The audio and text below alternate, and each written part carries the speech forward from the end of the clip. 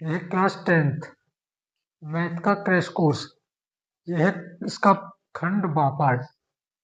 ठीक, क्या है ये? खंड बा। इसमें 6 प्रश्न आएंगे। एक प्रश्न कितने नंबर का होना है? 2। तो कुल 6 प्रश्न कितने नंबर के हो गए? 12 नंबर के। इसमें हम 12 नंबर के प्रश्न करेंगे, जिसमें पहला प्रश्न हमारे सामने है ये। इसमें कह रहे हैं एक घन का आयतन 1331 सेंटीमीटर क्यूब यानी 1371 सेंटीमीटर क्यूब है, तो इसकी प्रत्येक भुजा ज्ञात कीजिए। एक घन है जिसका आयतन दे रखा है, तो उसकी प्रत्येक भुजा यानी टोटल आयतन है पर उसकी भुजा हमें प्राप्त नहीं है। भुजा हमें बतानी कि उसकी प्रत्येक भुजा कितनी होगी। तो ये घन होता है इस तरह का। ठीक, उदाहरण के लिए जो एक क्यूब आता है कलर मिक्सिंग वाला, जिसको बच्चे खेलते हैं, एक वो क्यूब यानी जो चारों तरफ से बराबर हो और जिसके अंदर स्पेस हो। ठीक, जिसके अंदर कुछ रखा जा सके, खाली स्थान हो। जैसे अगर एक कमरा है चारों तरफ से बराबर है बिल्कुल, तो वो घन की आकृति है। इसमें 6 फलक होते हैं। घन होगा, इसकी 6 आकृति होंगी, 1 2 3 4, और एक ही आगे का हिस्सा और एक ही पीछे का हिस्सा। तो 6 फलक होंगे इसके। ठीक, क्या दे रखा है इसमें? जो दे रखा है उसको लिखेंगे। दिया है, क्या दिया है इसमें? घन का आयतन। और चूंकि खंड आ में तो 20 प्रश्न आते हैं, वो तो ऑब्जेक्टिव होते हैं, उसमें तो आपको आंसर टिक करना है। तो कैसे भी आप रफ में उसको उल्टा सीधा करके केवल आंसर फाइंड आउट करना है, तो कैसे भी कर लो जल्दीबाजी। पर चूंकि यहाँ ये प्रश्न 2 नंबर का है और पूरा दिखाना है कॉपी पर, तो इसको बिल्कुल सुंदर तरीके से साफ से करोगे। घन का आयतन कितना दे रखा है? 1371 सेंटीमीटर क्यूब। अब घन का आयतन दे रखा है, इसके नीचे इसका फॉर्मूला क्या होता है? भुजा क्यूब। और भुजा को हम क्या लिखते हैं? कोई भी वेरिएबल मान सकते हो, A B C X Y Z कुछ भी। तो यहाँ ए मान लेते हैं। तो कितना हो जाएगा? ए क्यूब बराबर 1031 सेंटीमीटर क्यूब। यूनिट को भी छोड़ देते हैं, लास्ट में लगा देंगे। अब यहाँ ध्यान से देखो, क्यूब हटेगा तो अंडर रूट लगेगा। जब स्क्वायर होता है, स्क्वायर हटता है, अंडर रूट चढ़ जाता है सामने वाले नंबर पे, ऐसे ही। पर चूंकि यहाँ क्या है? क्यूब है, तो आगे 3 लिखना। आगे 3 नहीं, अगर आगे लिखोगे तो गुणा में हो जाएगा। इस रूट के ऊपर लिखना है। अब यहाँ से क्या करना है? भी जब यहाँ कोई नंबर नहीं होता है, तो हम इसके फैक्टर करके जोड़े में से जो नंबर बाहर निकलता है वो लिख लेते हैं। पर यहाँ जोड़े से नहीं, यहाँ इसके ऊपर 3 लिखा हुआ है, मतलब 3 के जोड़े में से नंबर निकालना है। ये 3 नंबर आएंगे गुणा में, तब एक नंबर निकलेगा। अगर यहाँ पे 4 लिख दिया जाएगा, तो 4 नंबर लिखेंगे, उसमें से एक निकलेगा। जितना नंबर यहाँ होगा उतने में से एक नंबर निकालना है, और जब कुछ नहीं होगा तो पेयर में से यानी 2 के नंबर से एक नंबर निकालना है। ठीक, इसीलिए इसको स्क्वायर रूट बोलते हैं और इसको क्यूब रूट बोलते हैं। अब इसके करने पड़ेंगे फैक्टर नंबर निकालने के लिए। तो 1331 लास्ट में क्या है? 1।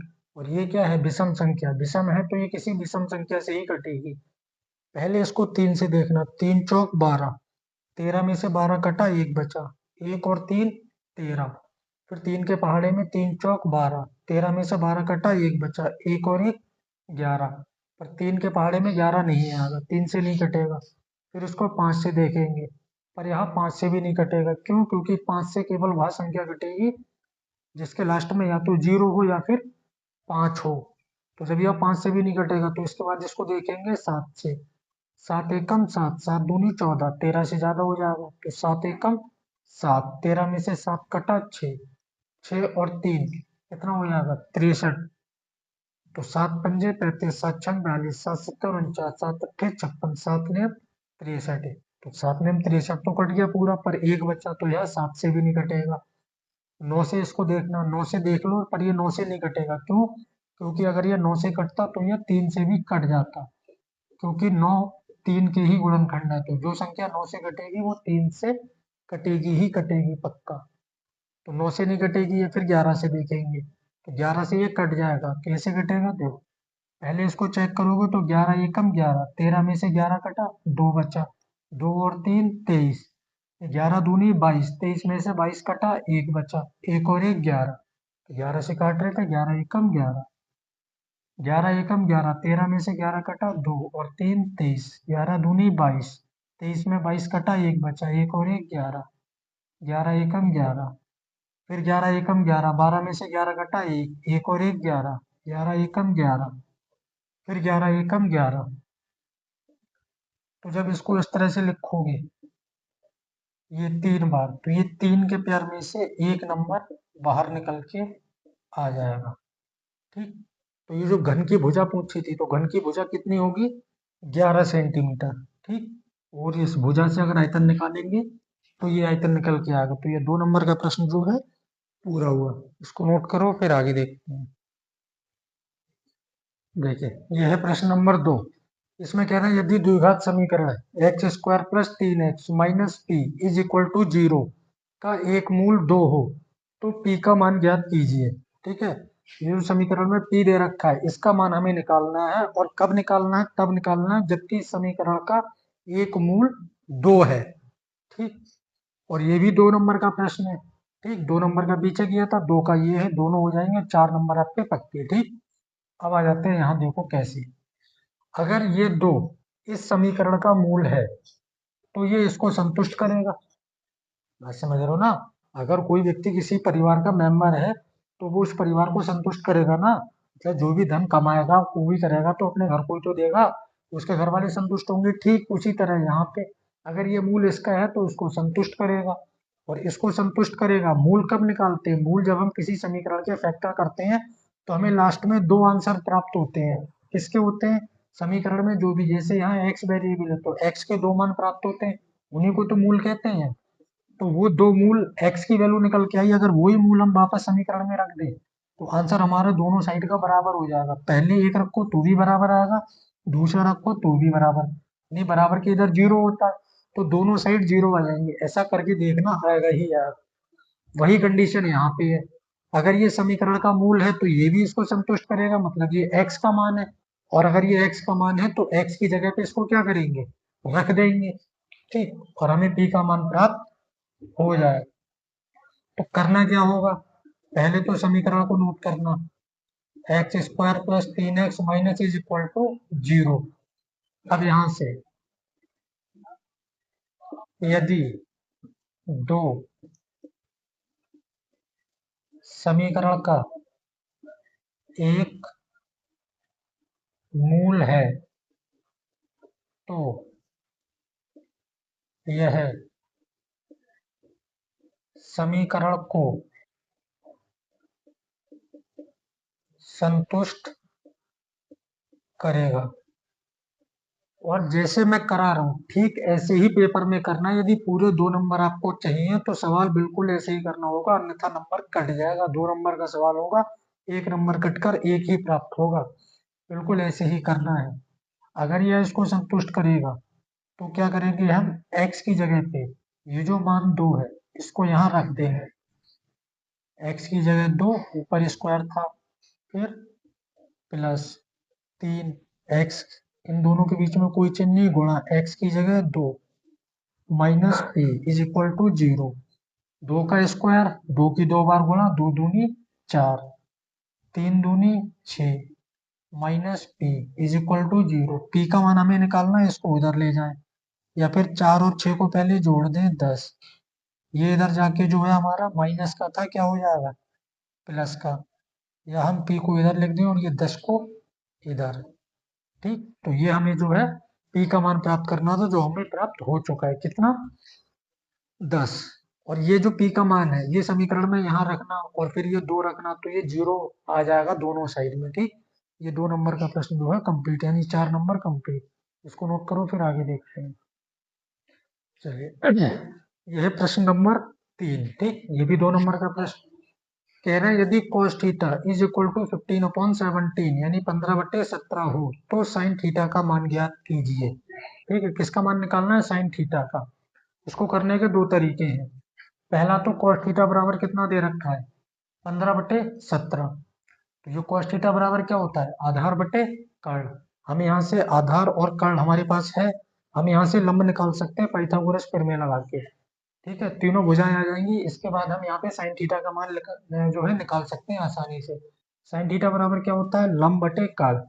ठीक, आधार और काट, यानी काट ये है यहाँ पे, और लंब जो है पाइथागोरस प्रमेय से निकल आएगा। तो जब भी लंब निकल आएगा तो लंब बटे काट हो जाएगा। ठीक, एक तो ये हो गया तरीका। दूसरा तरीका ये है कि यदि आपको डायरेक्टली फॉर्मूला याद हो तो आप उससे कर सकते हो। कैसे, देखो, सबसे पहले जो दे रखा है उसको लिखो। क्या है, cos theta is equal to 15/17।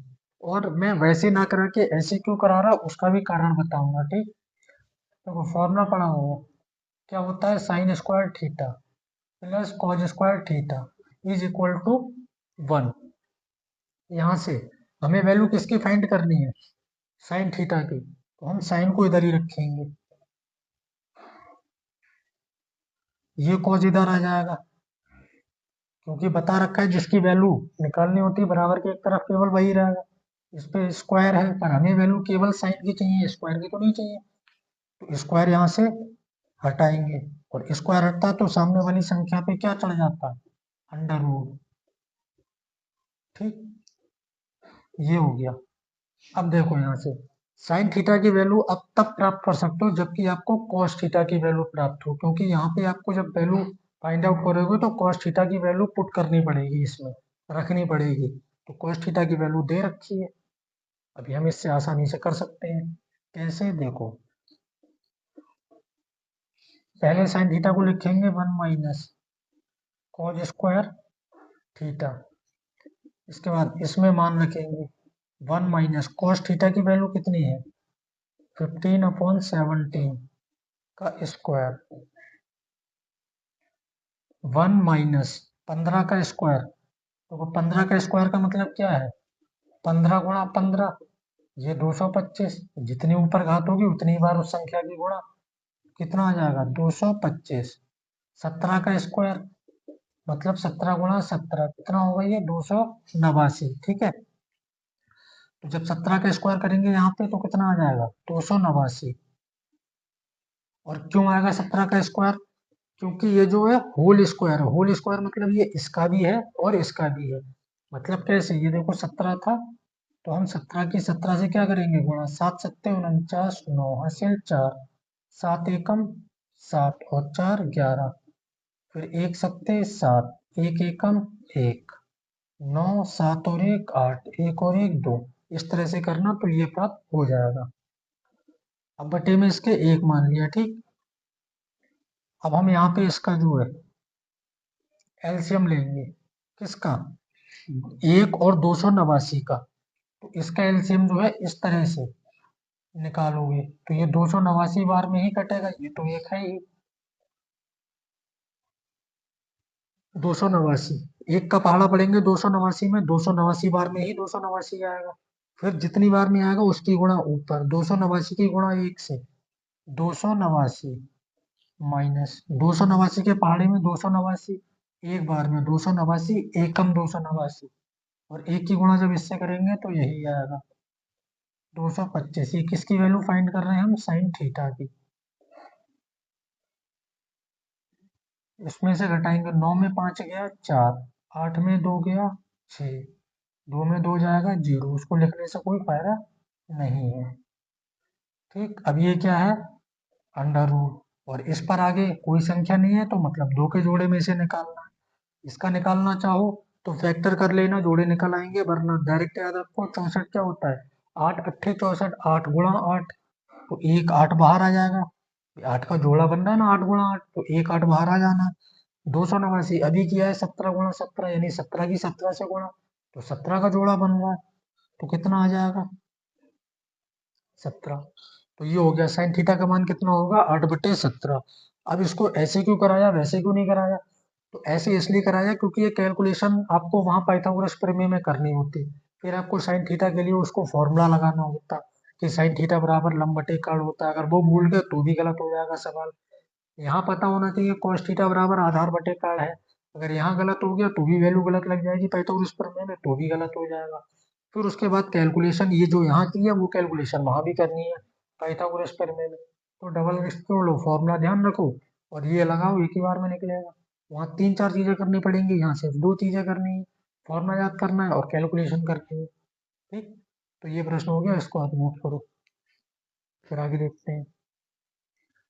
देखिए प्रश्न नंबर 4, निम्नलिखित बारंबारता सारणी का माध्य ज्ञात कीजिए। ये बारंबारता सारणी दे रखी है, इससे हमें इसका माध्य ज्ञात करना है। इस तरह के सवाल हम पीछे भी कर चुके हैं। तो सबसे पहला काम क्या होगा, जो भी सारणी दे रखी है इसको हम लिखेंगे।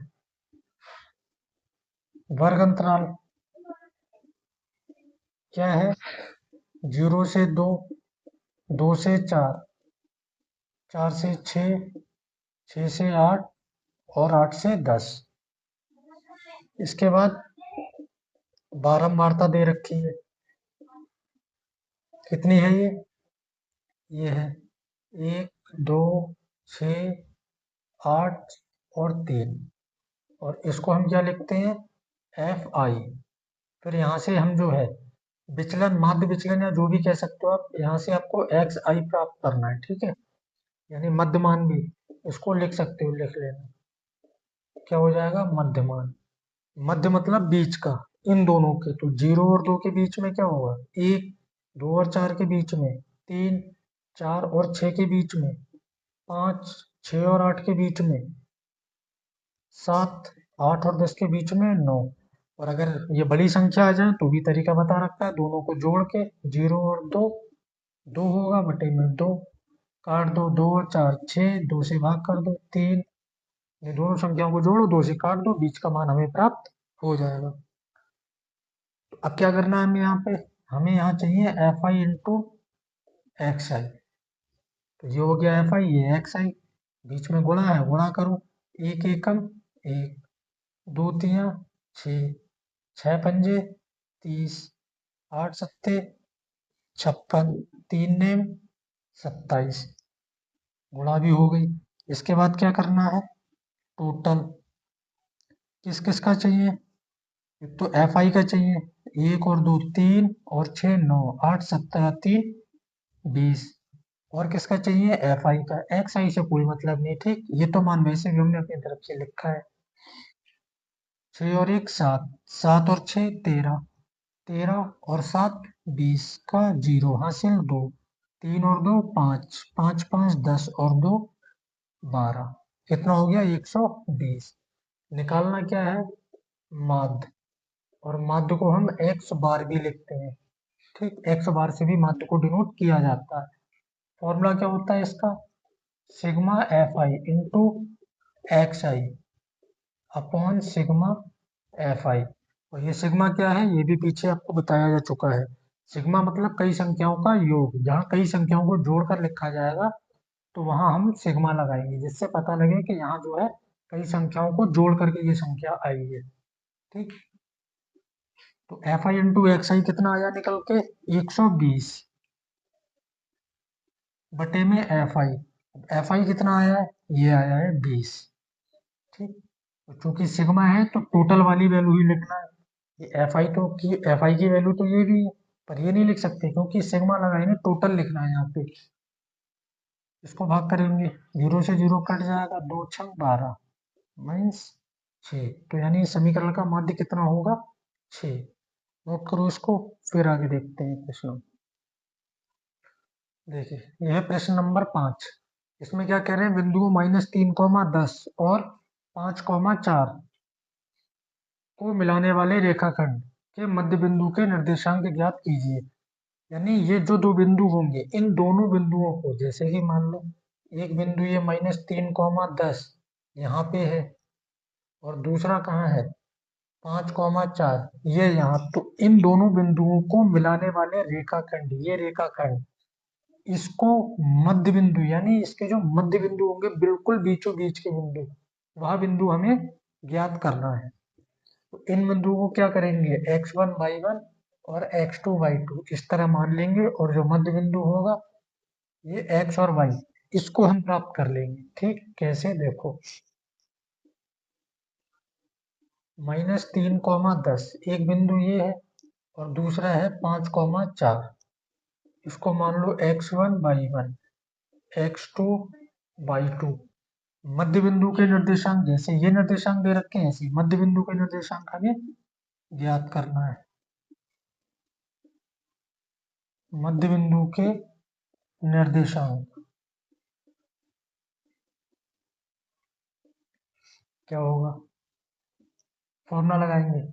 तो किसी भी चीज के बीच की चीज जब निकालनी है, मान लो दो चीजें हैं, जैसे उदाहरण के लिए आप ऐसे समझो, एक बच्चा है जिसके पास 2 रुपए हैं और एक बच्चा उसके पास 6 रुपए हैं, और तुम्हें क्या करना है, बिल्कुल बराबर बराबर बीच में, यानी दोनों को बराबर करना है। तो क्या करोगे, ये दोनों को जोड़ दो, 6 और 2 कितना हो गया 8, और 2 से भाग कर दो इसको, कितना आया 4, यानी दोनों के पास अगर 4 4 रुपए हो तो बराबर होंगे। अभी इसके पास कम इसके पास ज्यादा है, पर बराबर करने के लिए क्या करें हम, दोनों को जोड़ के और 2 से भाग कर दे, यानी जब भी किसी भी चीज का बीच का पॉइंट यानी आधा करना है तो हमेशा 2 से डिवाइड कर देंगे।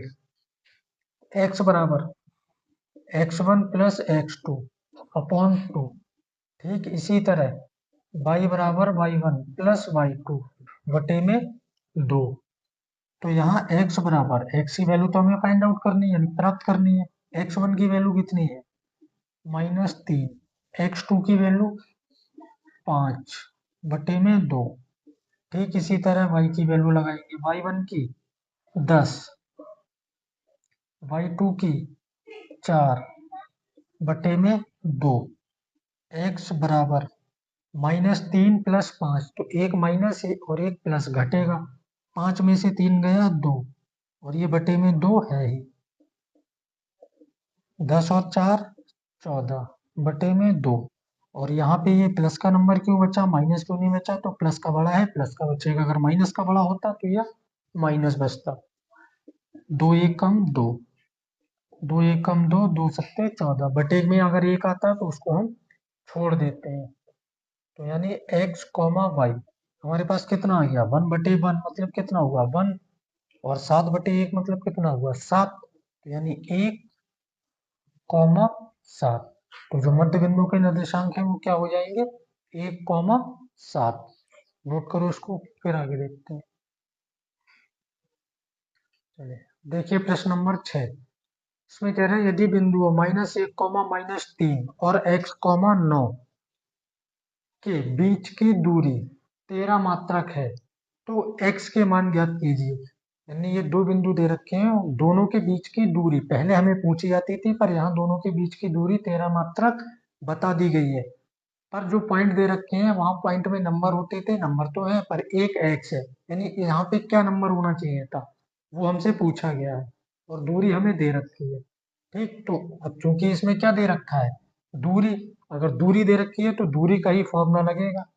तो करना क्या होगा, पहले जो पॉइंट दे रखे हैं उनको नोट करो, ठीक, और जब भी दूरी की बात आएगी तो पॉइंट को x1 कॉमा y1 मानना है और दूसरे वाले को x2 कॉमा y2। जब दूरी सूत्र से सवाल किए थे तब ये चीज देखी थी। दूरी कितनी दे रखी है 13, तो जब दूरी 13 दे रखी है तो दूरी के नीचे दूरी का फॉर्मूला लगा दो। ऐसे तो दूरी का फॉर्मूला हम इधर लगाते हैं, पर वहां दूरी निकालनी होती है, पर यहाँ दूरी दे रखी है तो दूरी के नीचे दूरी का फॉर्मूला क्या होता है x1 माइनस x2 का whole square plus y1 minus y2 का होल स्क्वायर, और बराबर में कितना है 13, यानी दूरी के नीचे दूरी का फॉर्मूला फिर बराबर 13।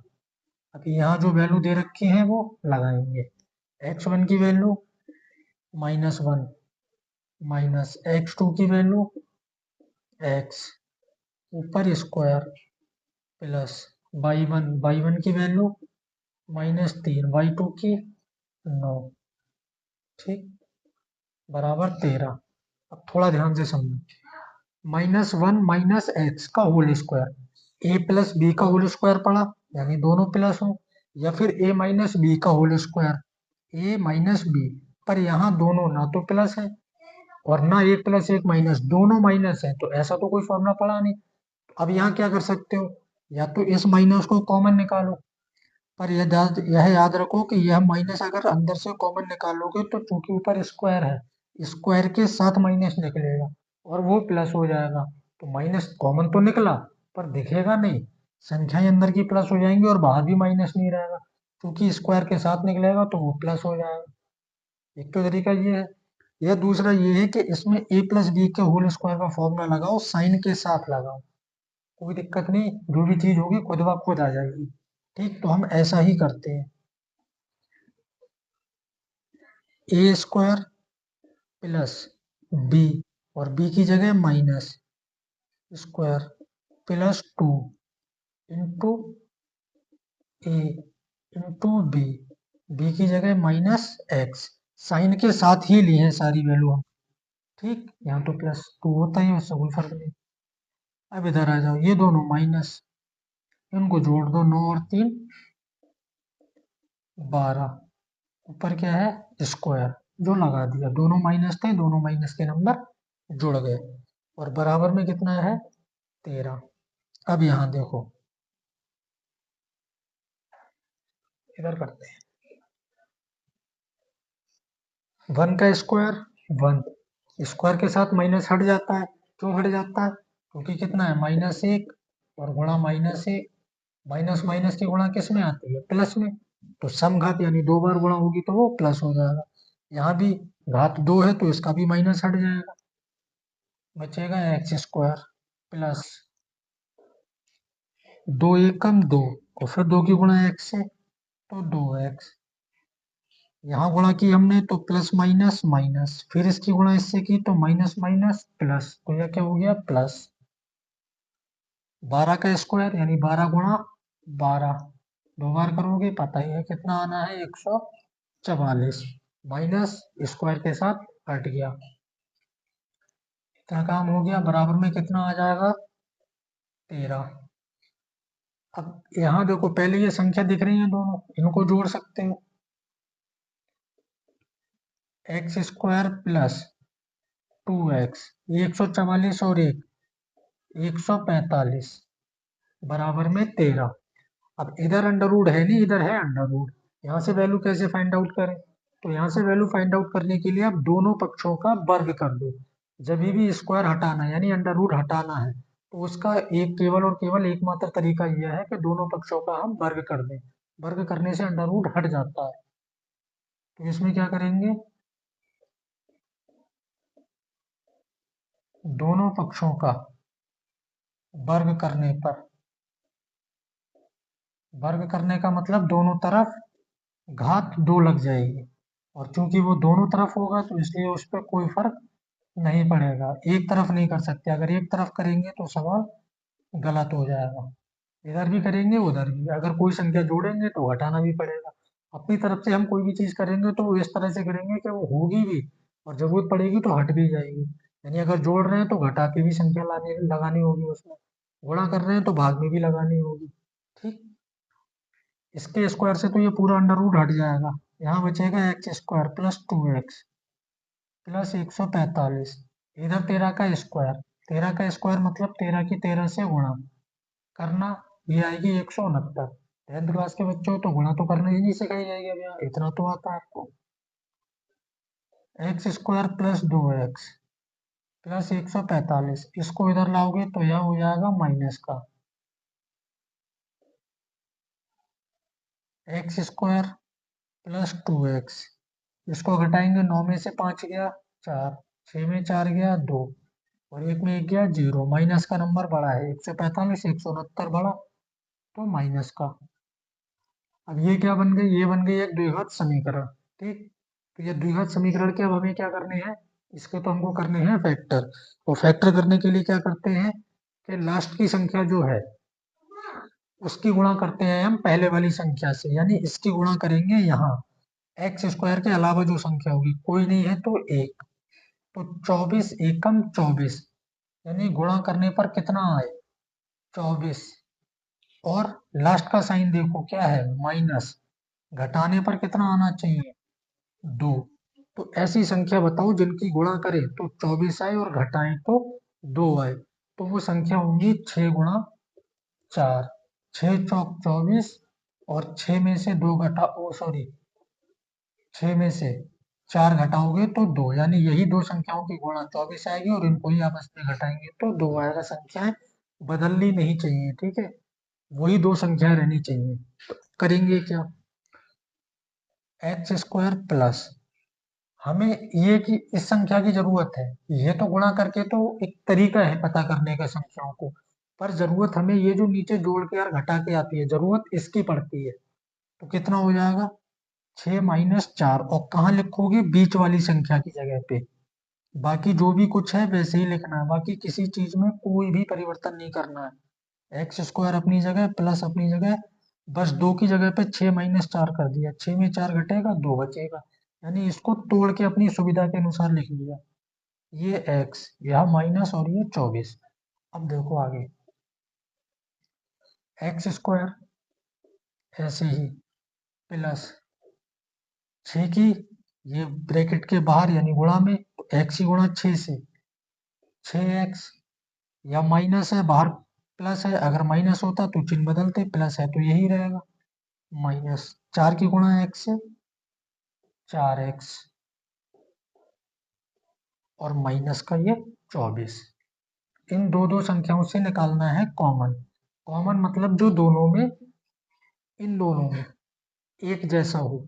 एक्स यहाँ भी है, यहाँ भी है, यहाँ नंबर है पर यहाँ तो नंबर है ही नहीं, तो नंबर कॉमन आने का तो कोई मतलब नहीं, केवल एक्स में कॉमन निकाल लो। ठीक, यहाँ एक्स स्क्वायर, यहाँ एक्स, तो छोटा वाला कॉमन आएगा, बड़ा नहीं, क्योंकि अगर एक्स स्क्वायर ले लिया, यहाँ तो है, यहाँ तो एक्स स्क्वायर है ही नहीं। कॉमन का मतलब है कि वो दोनों में से निकल के आ जाए, तो यहाँ से एक्स कॉमन आया। एक्स स्क्वायर में, एक्स स्क्वायर का मतलब है 2x, तो एक कॉमन आ गया, बचा कितना, एक। यहाँ से एक x कॉमन आ गया, एक ही था, बचा क्या, 6। अब यहाँ से x यहाँ है, यहाँ नहीं है, तो x तो कॉमन आना नहीं। अब ये देखो 4, यहाँ कितना है, 4, यहाँ से हम 2 कॉमन लेंगे। कॉमन लेने के संख्याओं से देखो कॉमन कैसे लेना है, संख्याओं से कॉमन लेने का मतलब है जो भी संख्या कॉमन आएगी उसके पहाड़े में वो दोनों संख्याएं आनी चाहिए। जैसे उदाहरण के लिए 2 यहाँ से कॉमन ले लें, तो 2 दूनी 4, 2 के पहाड़े में 4 आएगा, और 2 के पहाड़े में ये भी आएगा, 2 का पहाड़ा 12 बार पढ़ना 24 आ जाएगा। पर क्या 2 से बड़ी भी कोई संख्या है इसके पहाड़े में आता, क्योंकि हमें बड़ी से बड़ी लेना है, छोटी नहीं लेना।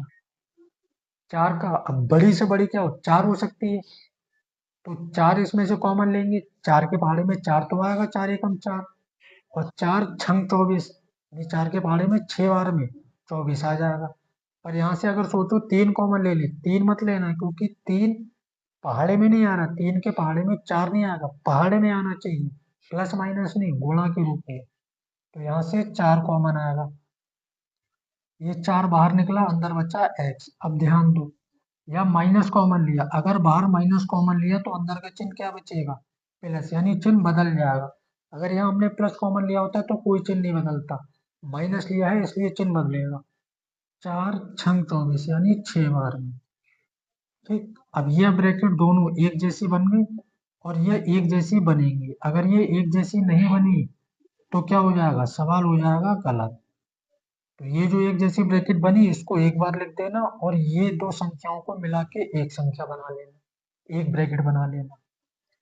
इसके बाद यदि x प्लस 6, यानी पहली ब्रैकेट के बराबर में 0 रखना, ये 6 इधर जाएगा, माइनस का हो जाएगा, x का मान 1 निकला। यदि x माइनस 4, यानी अभी दूसरी ब्रैकेट के बराबर में 0, तो यह जो 4 वो उधर जाएगा, तो यह हो जाएगा प्लस का।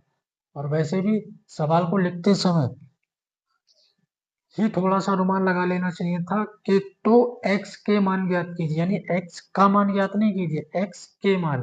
तो वही समझ लेते कि x का एक मान नहीं आ रहा होगा, एक से तो ज्यादा ही आएंगे, क्योंकि अगर सिंगल मान आ रहा होता तो क्या कहते हैं, x का मान ज्ञात कीजिए। ठीक है, ये भी एक तरह से हिंट मिल जाती है। तो ये इस तरह से जो है आपका हो जाएगा। तो ये जो खंड बा में प्रश्न आते हैं, प्रश्न को 2 नंबर का होता है एक प्रश्न, और 6 प्रश्न आते हैं कुल, तो ये हमारे 12 नंबर के पूरे हो गए, इसको आप नोट कर लो।